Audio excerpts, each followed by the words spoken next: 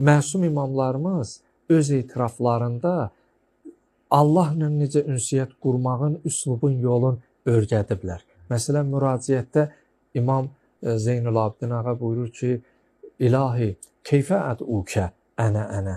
Allah, mən istəyirəm səndən bir şey istəyəm. Amma yadıma düşür ki, axı mənəm, özümü tanıyıram. Axı səndən nə üzlə bir şey istəyim? Məni bağışla deməyə üzüm yox. Mən elə bir səhv eləmişəm, onu deyə bilmirəm. Deyir Allah, mən o qədər günahlar eləmişəm, istəyirəm deyəm məni bağışla.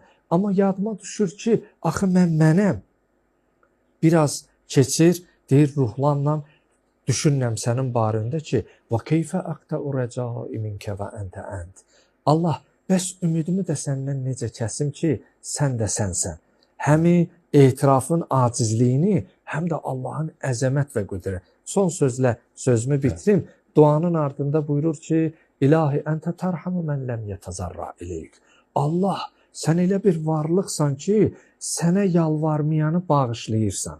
İndi mən səhvimi başa düşüb, günahımın fərqində olub, sənə yalvarsam, məni bağışlamazsan. Bu ayda Əhl-i Beyt əleyhimussalamları da vəsilə bilib bağışlanmaq üçün Allahdan istəmək daha dolğun, daha tutarlı olur. Hacı, çox təşəkkür edirik sizə bu könül oxşayan çıxışınıza görə.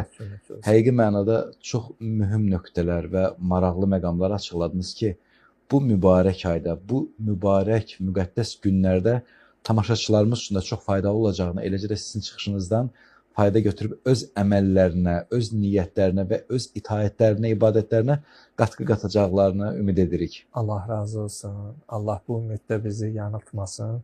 Allah bütün etdiyimiz dua və əməllərimizi ali dərəcədə qəbul eləsin. Amin. Dəvətimizi qəbul edib gəldiyinizə görə sizə bir daha minnətdarlığımızı bildiririk. Siz sağ olun.